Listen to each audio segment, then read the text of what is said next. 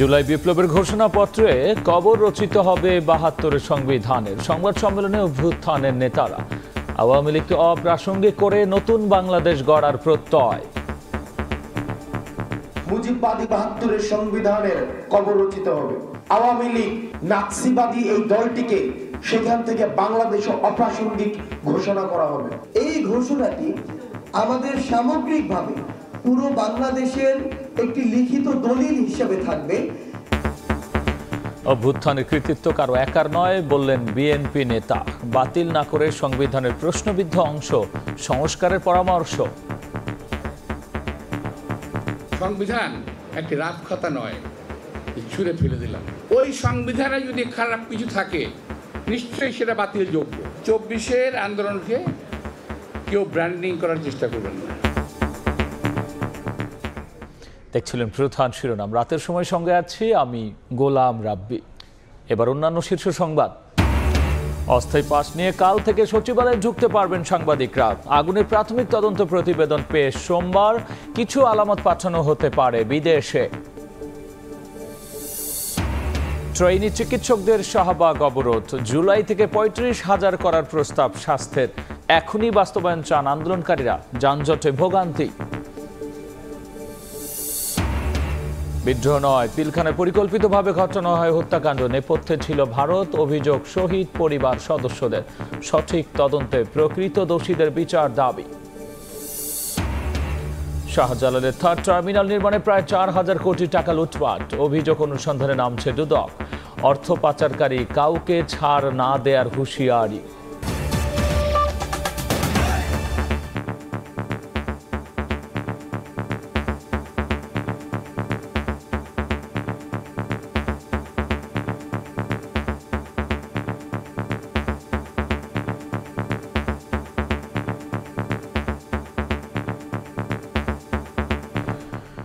জুলাই বিপ্লবের ঘোষণাপত্রের মধ্য দিয়ে কবর রচিত হবে ৭২ সংবিধানের এবং প্রতিফলন ঘটবে গণ অভ্যুত্থানকে ঘিরে আকাঙ্ক্ষার। রবিবার সকালে রাজধানীর বাংলা মোটরে সংবাদ সম্মেলনে এই ঘোষণা দিয়েছেন বৈষম্য বিরোধী আন্দোলনের নেতারা।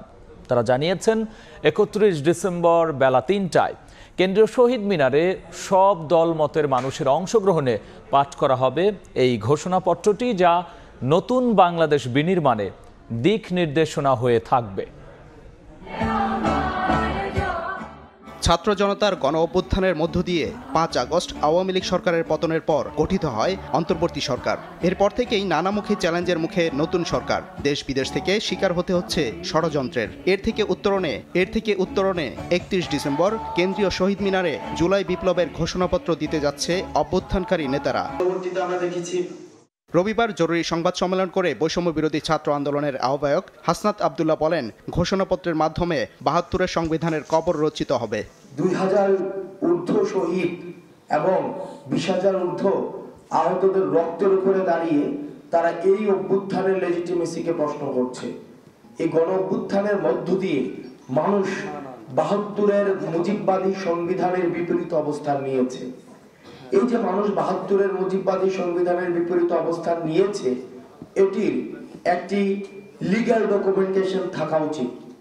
সেই জায়গা থেকে আমরা আগামী ৩১ ডিসেম্বর ২০২৪ বেলা ৩ ঘটিকায় ছাত্র জনতার উপস্থিতিতে ৩১ ডিসেম্বর ২০২৪ সেটির প্রাতিষ্ঠানিক দালিলিক স্বীকৃতি ঘোষণা করার জন্য আমরা ৩১ ডিসেম্বর। জাতীয় নাগরিক কমিটির মুখ্য সংগঠক সার্জিস আলম বলেন, বিলম্বে হলেও বিপ্লবের ঘোষণাপত্র তৈরি করা হয়েছে।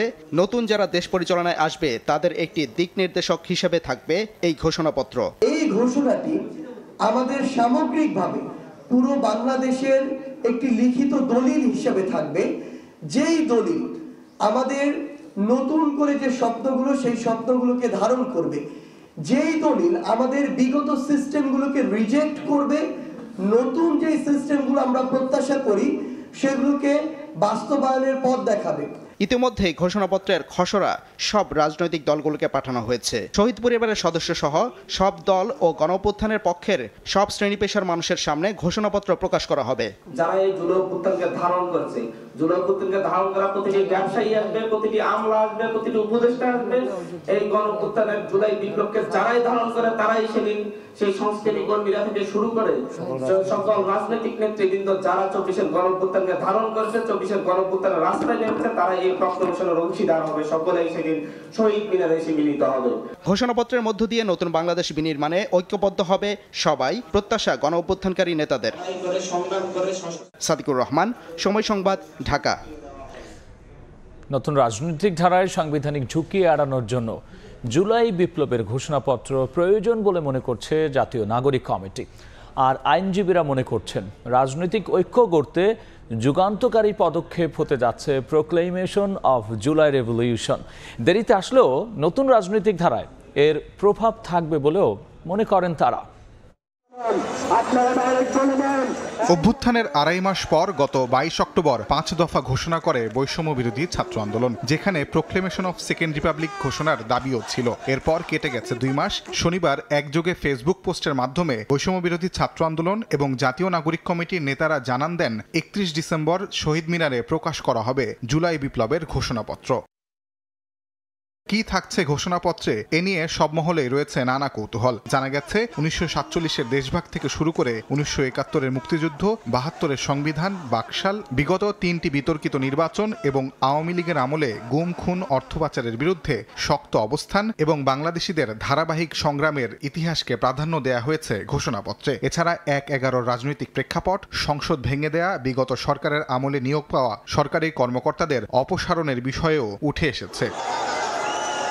জুলাই বিপ্লব প্রমাণ করেছে সার্বভৌম ক্ষমতার মালিক জনগণ। ঘোষণাপত্রে বিষয়টি অধিক গুরুত্ব দেয়া হয়েছে। এছাড়া নতুন রাজনৈতিক বন্দোবস্তের পাশাপাশি ঘোষণাপত্রে রয়েছে বিএনপি চেয়ারপারসন বেগম খালেদা জিয়ার মুক্তির বিষয়টিও। 31 December proclamation of July revolution ঘোষণার তারিখ নির্ধারণ করা হলেও 5 আগস্ট শেখ হাসিনার পতনের দিন থেকে কার্যকর হয়েছে বলে ধরে নেওয়া হবে।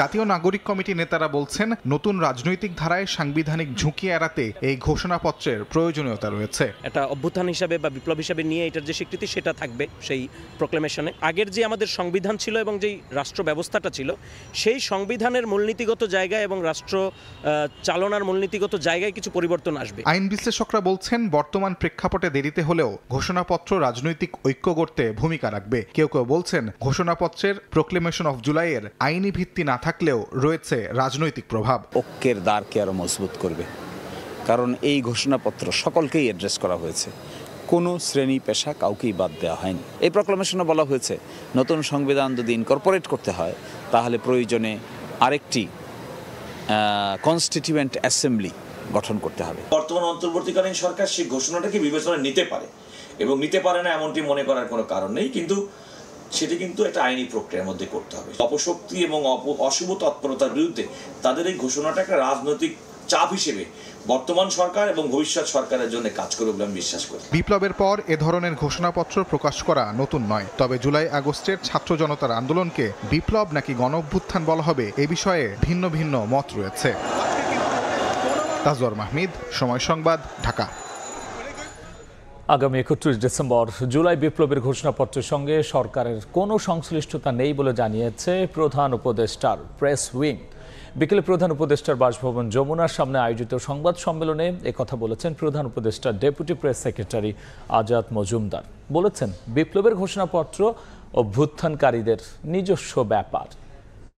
যারা এই ঘোষণাটা দিবেন ওনারাই ভালো বলতে পারবেন আসলে ওনারা কি ঘোষণা দিবেন এ বিষয়ে সরকার আসলে তেমন অবগত নয়। যতক্ষণ পর্যন্ত এই ঘোষণাটা না হবে ততক্ষণ পর্যন্ত বিষয়টা আমাদের কাছে স্পষ্ট না, আর এবং যতক্ষণ পর্যন্ত আমাদের কাছে বিষয়টা স্পষ্ট না ততক্ষণ পর্যন্ত আপনাদেরকে স্পষ্ট কোনো কিছু বলা আমাদের পক্ষে সম্ভব নয়।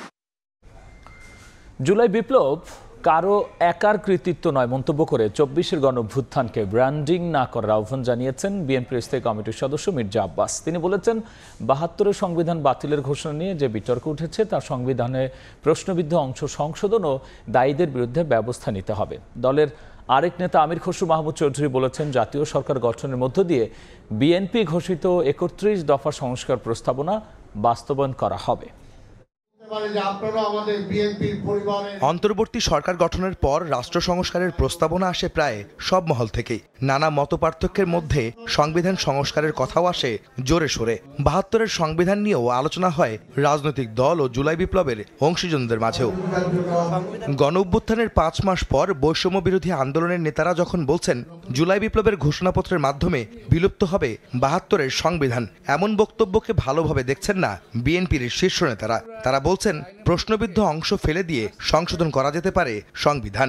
সংবিধান একটি রাফ খাতা নয়, ছুঁড়ে ফেলে দিলাম। ওই সংবিধানে যদি খারাপ কিছু থাকে নিশ্চয়ই সেটা বাতিল যোগ্য। এই সংবিধানকে যারা মিসইউজ করেছে, যারা অপব্যবহার করেছে, তাদের বিরুদ্ধে ব্যবস্থা নেন।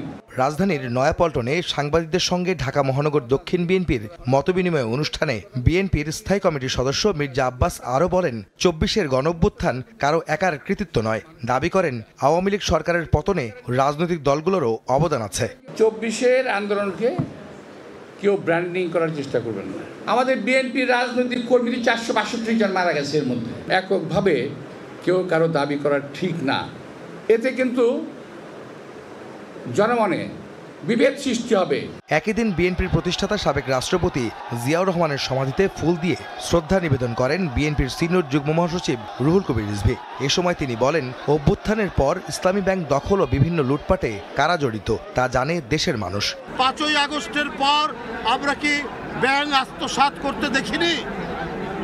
আমরা তো দেখেছি ইসলামী ব্যাংক কিভাবে গ্রাস করে নিল একটি রাজনৈতিক দলের অনুসারীরা। এদিকে চট্টগ্রামে ভেটেরিনারি ও এনিম্যাল সায়েন্সেস বিশ্ববিদ্যালয়ের অডিটোরিয়ামে এক অনুষ্ঠানে প্রধান অতিথির বক্তব্যে বিএনপির স্থায়ী কমিটির আরেক সদস্য আমির খসরু মাহমুদ চৌধুরী বলেন, বিএনপি ক্ষমতায় গেলে জাতীয় সরকার গঠন করে ৩১ দফা সংস্কার প্রস্তাব বাস্তবায়ন করা হবে। ৩১ দফার সংস্কার পরিপূর্ণভাবে বাস্তবায়ন করব, এই ব্যাপারে কারো মনে সন্দেহ থাকার কিছু নেই। বাংলাদেশের মনোজগৎ পরিবর্তন হয়ে গেছে। বাংলাদেশের মানুষের তাদের আকাঙ্ক্ষা অনেক বেশি। যারা সেটা অনুধাবন করতে পারবে না, ধারণ করতে পারবে না এবং অ্যাকর্ডিংলি কাজ করতে পারবে না, তাদের জন্য আগামী বাংলাদেশ কঠিন হয়ে যাবে। প্রয়োজনীয় সংস্কার শেষে অন্তর্বর্তীকালীন সরকার দ্রুত নির্বাচনের ব্যবস্থা করবেন বলেও আশা প্রকাশ করেন বিএনপি নেতারা। বাংলাদেশের স্বাধীনতা যুদ্ধে আহমেদ সালেহীন, সময় সংবাদ, ঢাকা। জুলাই বিপ্লবের ঘোষণাপত্র প্রকাশের উদ্যোগকে স্বাগত জানিয়ে মিরপুরে শুভেচ্ছা মিছিল করছে বৈষম্য বিরোধী ছাত্র আন্দোলন। বিকেলে মিরপুর সনি স্কোয়ারের সামনে থেকে মিছিলটি বের হয়ে শেরে বাংলা ক্রিকেট স্টেডিয়ামের সামনে গিয়ে শেষ হয়। মিছিলে অংশ নেন বৈষম্য বিরোধী ছাত্র আন্দোলন মিরপুর জোনের বিভিন্ন শিক্ষা প্রতিষ্ঠানের ছাত্র প্রতিনিধিরা। আয়োজকরা জানিয়েছেন, আসন্ন ৩১ ডিসেম্বর ছাত্র জনতার আশা আকাঙ্ক্ষার ঐতিহাসিক দলিল জুলাই বিপ্লবের ঘোষণা প্রদানকে স্বাগত জানাতে এই মিছিলের আয়োজন করেন তারা।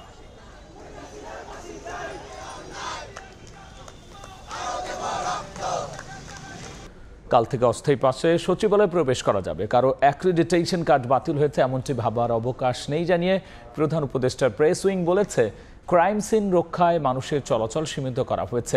বিকেলে সংবাদ সম্মেলনে আরও জানানো হয়, আগুনের ঘটনায় সোমবারই প্রধান উপদেষ্টার কাছে প্রাথমিক প্রতিবেদন দেবে তদন্ত কমিটি। এছাড়াও কিছু আলামত পরীক্ষার জন্য পাঠানো হবে বিদেশে। এরপর থেকেই সচিবালয়ে প্রবেশে কড়াকড়ি আরোপ করে আইন শৃঙ্খলা রক্ষা বাহিনী। শুক্রবার রাতে এক আদেশে তথ্য অধিদপ্তরের ইস্যু করা সাংবাদিকদের সব অ্যাক্রেডিটেশন কার্ড বাতিল করে স্বরাষ্ট্র মন্ত্রণালয়। এতে গত বৃহস্পতিবারের মতো সপ্তাহের প্রথম দিন রোববারও গণমাধ্যম কর্মীরা সংবাদ সংগ্রহের কাজে সচিবালয়ে প্রবেশ করতে না পেরে অপেক্ষা করেন বাইরে। পরে সাংবাদিকদের একটি প্রতিনিধি দল সচিবালয়ে প্রবেশ করে স্বরাষ্ট্র উপদেষ্টার সঙ্গে দেখা করেন। আলোচনায় উঠে আসে অস্থায়ী প্রবেশ পাস নিয়ে সংবাদ সংগ্রহ করার বিষয়টি। এরপরেই তথ্য উপদেষ্টা নিশ্চিত করেন, অস্থায়ী প্রবেশ পাস নিয়ে সোমবার থেকেই সচিবালয়ে প্রবেশ করতে পারবেন সাংবাদিকরা। একটা নির্দিষ্ট সময়ের মধ্যে সাংবাদিকদের আবেদনের ভিত্তিতে নীতিমালা অনুযায়ী নতুন করে আবার স্থায়ী পাসের ব্যবস্থাটি করব এবং সেই সময় পর্যন্ত একটা সীমিত সংখ্যা একটা অস্থায়ী পাস আগামীকাল থেকে দেওয়া হবে। এদিন বিকেলে প্রধান উপদেষ্টার প্রেস উইংয়ের ব্রিফিংয়ে জানানো হয়, ২৪০ জনকে দেওয়া হবে অস্থায়ী পাস। যার অ্যাক্রিডিটেশন কার্ড আছে তার কার্ডই বিদ্যমান আছে, কোনো কার্ড বাতিল করা হয়নি।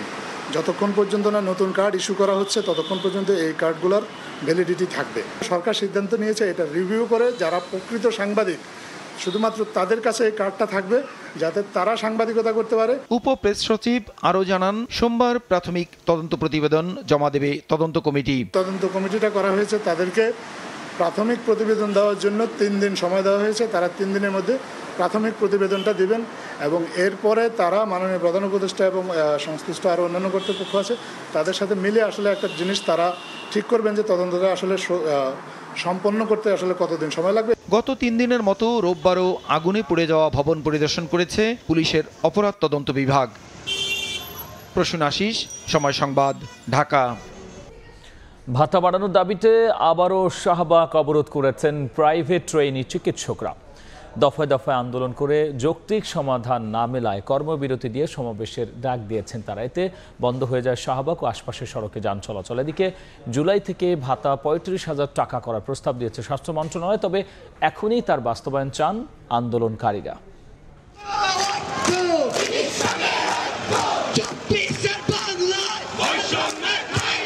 7 দিনের ব্যবধানে দ্বিতীয়বারের মতো রাজধানীর শাহবাগে প্রাইভেট ট্রেনি চিকিৎসকরা 25,000-এর ভাতা 50,000 করার দাবিতে স্লোগানে উত্তাল রাজপথ।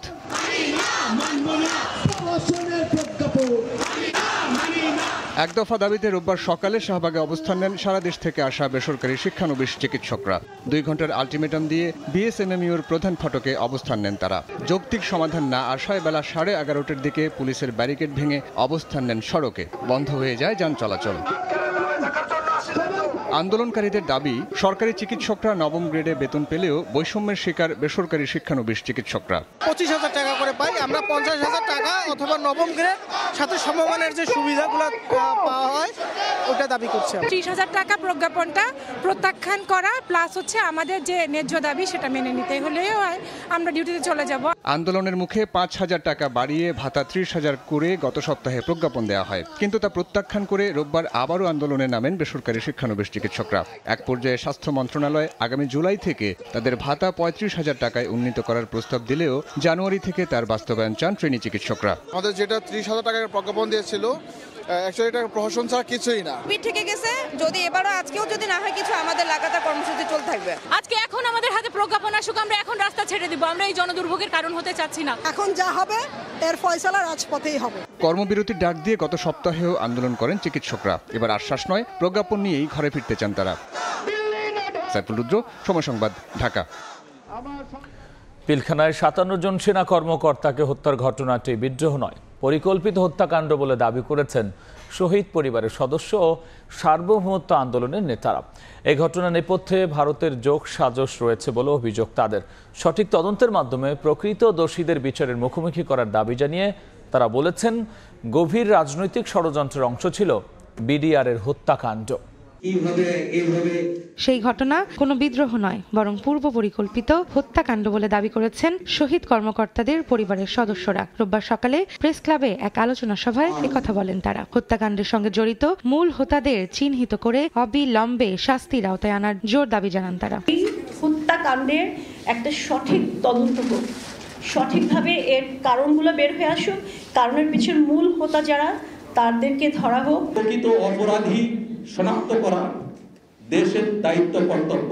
রাজনীতিবিদ ও কিছু বিপদকামী সেনা কর্মকর্তাদের সঙ্গে ষড়যন্ত্রে ভারতও জড়িত ছিল বলে অভিযোগ করেন সার্বভৌমত্ব আন্দোলনের নেতারা। বলেন, দেশের সার্বভৌমত্ব নষ্ট করতেই এই ষড়যন্ত্রের নাটক সাজানো হয়েছিল পিলখানায়। এই পলিটিক্যাল রাজনীতিবিদদের দিয়েই ভারত নিশ্চিত করে যে তোমরা ক্ষমতায় আসো, তোমরাও শান্তিতে থাকবা, আমরাও শান্তিতে থাকবো। সেই প্রক্রিয়ার অংশ হিসেবেই এই সশস্ত্র বাহিনী ধ্বংস এবং তার সাথে এই বর্ডার ফোর্সকে ধ্বংস করার পরিকল্পনা হয়। এটা আমাদের দেশ, আমাদের মতো করে আমরা করবো বিচার ব্যবস্থা, সমস্যাটা কি? কিন্তু সত্য আমরা জানতে চাই, সত্যটা আসুক। আমরা আওয়ামী লীগকে ভালো করে চিনবো, এটা অভিশপ্ত লীগ। সেনাবাহিনী ধ্বংস করছে, ভারতের সাথে মহব্বত, স্বামী স্ত্রী সম্পর্ক, আমরা এমনটা চাই না। জুলাই গণহত্যার পাশাপাশি বিডিআর হত্যাকাণ্ডের জন্য সাবেক প্রধানমন্ত্রী শেখ হাসিনাকে দায়ী করেন জ্যেষ্ঠ সাংবাদিক শফিক রহমান। এই হত্যাকাণ্ডের জন্য তিনিই দায়ী, যে এই হত্যাকাণ্ডের কথা আমরা বলছি, এবং পরবর্তীকালে জুলাই আগস্ট হত্যাকাণ্ড হচ্ছে তারও জন্য তিনি নেই।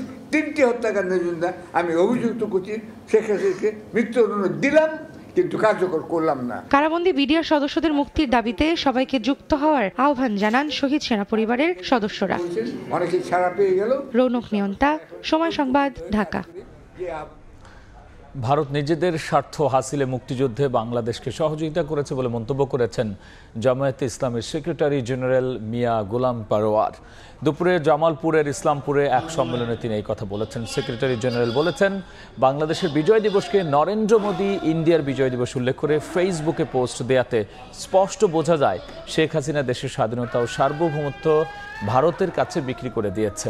সম্মেলনে কেন্দ্রীয় প্রচার সেক্রেটারি ডক্টর মোহাম্মদ সামিউল হক ফারুকি, জেলা জামায়াতের আমির মাওলানা আব্দুল সাত্তার সহ অন্যান্যরা বক্তব্য রাখেন।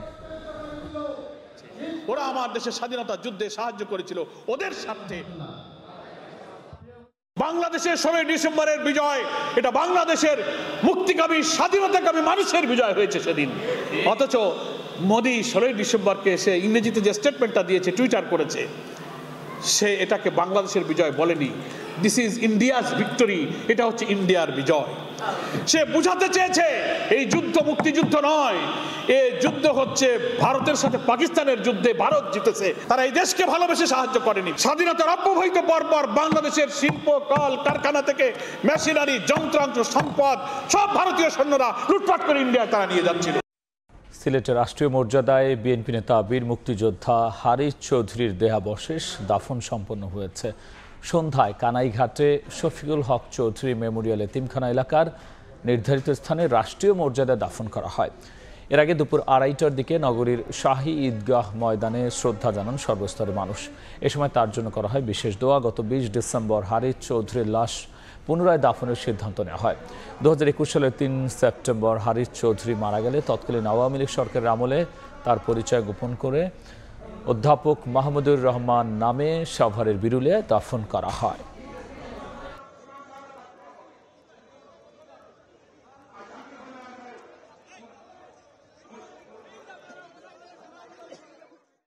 আমার আব্বু নেই আজকে, আমার আব্বুর থাকার কথা ছিল।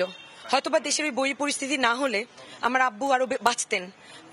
মানসিক প্রেশার, শারীরিকভাবে যে অসুস্থতা, সবকিছুর মধ্যে দিয়ে এভাবে 15টা বছর হারমিটের মতো লাইফ লিড করা, that kind of led to his breakdown of his health too, and it has contributed to breaking down of his of his heart and of his health and everything. রাতের সময় আরও থাকছে। চট্টগ্রাম কিংসের mentor হয়ে ঢাকায় পাকিস্তানি কিংবদন্তি শহীদ Afridi miss করবেন সাকিব আল হাসানকে। তরুণদের শেখাতে চান পাওয়ার হিটিং। শাহজালাল বিমানবন্দরের 3rd টার্মিনাল নির্মাণে প্রায় 4000 কোটি টাকা লুটপাটের অভিযোগ অনুসন্ধানের সিদ্ধান্ত নিয়েছে দুদক। সংস্থাটির মহাপরিচালক আরও জানিয়েছেন, অর্থ পাচারে জড়িতদের দেশে ফিরিয়ে আনার উদ্যোগ নিয়েছে দুর্নীতি দমন কমিশন। 5 আগস্টের পর থেকেই বেরিয়ে আসছে দুর্নীতির নানা তথ্য। অভিযোগ উঠেছে উন্নয়ন প্রকল্পের নামে হাজার হাজার কোটি টাকা বিদেশে পাচারেরও। আওয়ামী লীগের আমলে বাংলাদেশ থেকে অর্থ পাচার করেছেন এমন মানুষের তালিকা অনেক লম্বা। অর্থ পাচারে জড়িতদের শাস্তি নিশ্চিতে অনেককেই বাংলাদেশে ফিরে আনার উদ্যোগ নিয়েছে দুর্নীতি দমন কমিশন।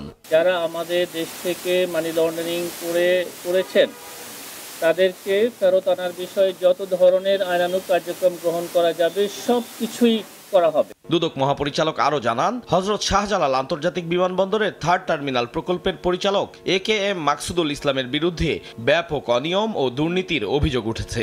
7000 কোটি টাকার প্রাক্কলিত প্রকল্প ব্যয় 22000 কোটি টাকায় বৃদ্ধি করা, সরঞ্জামাদি স্থানীয়ভাবে কেনার পর বিদেশ থেকে ক্রয় দেখিয়ে অর্থ হাতিয়ে নেয়া, সয়েল টেস্টে অনিয়ম ও নকশা পরিবর্তন করে 900 কোটি টাকা লোপাট ও প্রকল্পের 3টি বড় কাজ অন্য ঠিকাদারের কাছে বিক্রি করে কমিশন বাণিজ্যের অভিযোগও রয়েছে। দরপত্রে ইউরোপীয় মানের যন্ত্রাংশ ও সরঞ্জামাদি উল্লেখ থাকলেও চীন ও কোরিয়ার নিম্নমানের যন্ত্রাংশ ও সরঞ্জামাদি সংযোজন, সিলিংয়ের কাজে ব্যাপক অনিয়ম ও অযৌক্তিক কাজ করে 12 কোটি টাকা অপচয় সহ সিন্ডিকেট করে 4000 কোটি টাকা আত্মসাতের অভিযোগের বিষয়ে অনুসন্ধানের সিদ্ধান্ত গৃহীত হয়েছে। এছাড়া প্রতারণা ও ক্ষমতার অপব্যবহারের মাধ্যমে ন্যাশনাল ব্যাংক লিমিটেডের আগ্রাবাদ শাখা থেকে 459 কোটি 50 লাখ টাকা আত্মসাতের অভিযোগে সাদ মুসা হোমটেক্স অ্যান্ড ক্লথিং লিমিটেডের মালিক মোহাম্মদ মহসিন ও ব্যাংকটির সাবেক এমডি AFM শরীফুল ইসলাম সহ 29 জনের বিরুদ্ধে মামলার অনুমোদন দিয়েছে দুদক। আতাউর কাউসার, সময় সংবাদ, ঢাকা। এবার বাণিজ্যের খবর।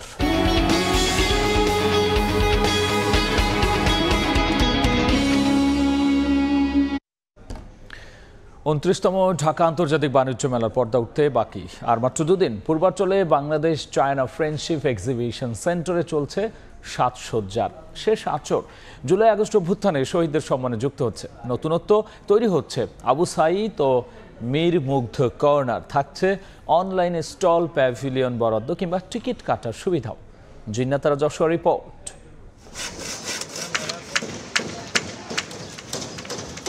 হাতুড়ি পেরেকের ঠক ঠক শব্দ, কেউ ছুটছে কাঠ আর বোর্ড নিয়ে, কেউ বা দিচ্ছেন রং তুলির আঁচড়, শেষ মুহূর্তের ঝালাই। সব মিলে পূর্বাঞ্চলে বাংলাদেশ চায়না ফ্রেন্ডশিপ এক্সিবিশন সেন্টারে চলছে শেষ মুহূর্তের কর্মযজ্ঞ। দুদিন বাদেই পর্দা উঠবে 29তম ঢাকা আন্তর্জাতিক বাণিজ্য মেলার।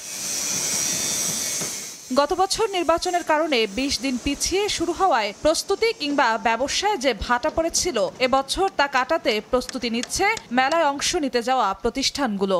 আমাদের প্যাভিলিয়নে হচ্ছে বাণিজ্য মেলা আমাদের সবচেয়ে বড় প্যাভিলিয়ন। স্ট্রাকচারের কাজ ডান, এখন ভিতরে যে ইনক্লুডিং কাজগুলো হচ্ছে, কালকের ভিতরে কাজ শেষ হবে, ডেকোরেশনের কাজটাও আমাদের পরশুদিন শেষ হয়ে যাবে। দেশি বিদেশি মিলে স্টল ও প্যাভিলিয়নের সংখ্যা থাকছে 362টি। বাংলাদেশ বাদে 7টি ভিন্ন দেশের মোট 11টি প্রতিষ্ঠান অংশ নেবে এবারের আসরে।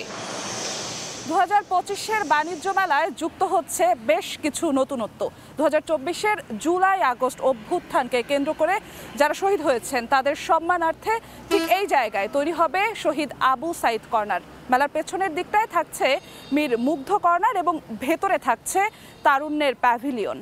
তবে অপরিবর্তিত থাকছে প্যাভিলিয়ন, স্টল বা রেস্টুরেন্টের স্পেসের ফ্লোর মূল্য বা ভাড়া। টিকিটের জন্য প্রাপ্তবয়স্কদের গুনতে হবে 50 টাকা, 12 বছরের নিচে হলে টিকিট মূল্য অর্ধেক। গত বছর যে ফ্লোর প্রাইস ছিল সে একই ফ্লোর প্রাইস আছে, তবে এই বছরের নতুনত্ব হচ্ছে এবছর পুরো বরাদ্দ প্রক্রিয়াটা হচ্ছে অনলাইনে। মেলার আয়োজক রফতানি উন্নয়ন ব্যুরো ইপিবির প্রত্যাশা, নতুনত্বের ছোঁয়ায় এবছর আরও আকর্ষণীয় হবে বাণিজ্য মেলা। 2025-এর বাণিজ্য মেলা মানে হচ্ছে জুলাই আগস্টের যে গণঅভ্যুত্থান, ছাত্র জনতার যে বিজয়, সেটাকে প্রক্ষেপণ করেই মূলত মেলার সমস্ত কার্যক্রমের সাথে আমরা সমন্বয় করছি। এবার বাণিজ্য মেলায় প্রবেশের জন্য থাকছে অনলাইনে টিকিট কাটার ব্যবস্থা। শিশুদের জন্য হচ্ছে প্রযুক্তি ভিত্তিক শিশু পার্ক। জিন্নাতারা যশোয়া, সময় সংবাদ, ঢাকা। বিপিএল মাথাতে চলে এসেছেন বুম বুম আফ্রিদি, তবে এবার খেলোয়াড় নয়, তাকে দেখা যাবে ভিন্ন ভূমিকায়। চিটাগং কিংসের মেন্টর হয়ে কাজ করবেন বিপিএলে। দলের ক্রিকেটারদের পাওয়ার হিটিংয়ের দীক্ষা দিতে চান শহীদ আফ্রিদি। প্রশংসা করেছেন বাংলাদেশের তরুণ খেলোয়াড়দের। সাকিবকে মিস করার কথাও বলেছেন বিশ্বকাপ জয়ী এই ক্রিকেটার। শহীদ আফ্রিদির সাক্ষাৎকার নিয়েছেন সাজিদ মুস্তাহিদ। এর আগে অনেকবারই বিপিএলে অংশ নিয়েছেন পাকিস্তানের কিংবদন্তি শহীদ আফ্রিদি। বিপিএলের একাদশ আসর শুরুর ঠিক আগ মুহূর্তে ঢাকায় পা রাখলেন বুম বুম আফ্রিদি। যদিও এবার তার পরিচয় খেলোয়াড় নয়, প্রায় 1 যুগ পর বিপিএলে ফেরা চিটাগং কিংসের মেন্টর হয়ে কাজ করবেন পাকিস্তান দলের সাবেক অধিনায়ক। I always say that Bangladesh is my second home and I'm very happy to be here, but in a different project. I mean, first time I'm having with the team like as a mentor, so that will be great. ক্যারিয়ারে বিশ্বের প্রায় সব দেশের franchise লিগে মাতিয়েছেন আফ্রিদি। খেলেছেন 329টি স্বীকৃত T20 match. দীর্ঘ ক্যারিয়ারে অর্জন করা অভিজ্ঞতা উজাড় করে দিতে চান চিটাগং কিংসের হয়ে। Initiative of BPL is very good, especially for the young cricketers. They can get the opportunities and they can show their skills. And I think Bangladesh team, they played very well against Pakistan. So I mean, there is a lot of talent. Chittagong is a very well balanced, a good bunch of guys, experienced people. Some young cricketers are there, and I'm here to motivate them. I'm here to give my experience, to share my experience with them. Shakib Al হাসানকে সরাসরি sign করলেও এবারের বিপিএলে Kings জার্সিতে খেলা হচ্ছে না দেশের ইতিহাসের সেরা অলরাউন্ডারের। I think he is the icon player. He's the ambassador of Bangladesh. He played a lot of cricket. He's one of the best all-rounder. Him and I will miss as well. Shahin আফ্রিদিকে কিভাবে খেলতে হবে senior Afridi দিয়েছেন তার টিপসও। Just come first ball down the track 6. Sajid মুস্তাহিদ, সময় সংবাদ, ঢাকা। এ পর্যায়ে শীর্ষ সংবাদ জানিয়ে দিচ্ছে আরও একবার। জুলাই বিপ্লবের ঘোষণাপত্রে কবর রচিত হবে 72-এর সংবিধানের। সংবাদ সম্মেলনে অভ্যুত্থানের নেতারা আওয়ামী লীগকে অপ্রাসঙ্গিক করে নতুন বাংলাদেশ গড়ার প্রত্যয়। 24-এর আন্দোলনকে কেউ ব্র্যান্ডিং করার চেষ্টা করবেন না। অভ্যুত্থানের কৃতিত্ব কারো একার নয় বললেন বিএনপি নেতা আব্বাস। বাতিল না করে সংবিধানের প্রশ্নবিদ্ধ অংশ সংস্কারের পরামর্শ। এবং অস্থায়ী পাস নিয়ে কাল থেকে সচিবালয়ে ঢুকতে পারবেন সাংবাদিকরা। আগুনের প্রাথমিক তদন্ত প্রতিবেদন পেশ সোমবার। কিছু আলামত পাঠানো হতে পারে বিদেশে।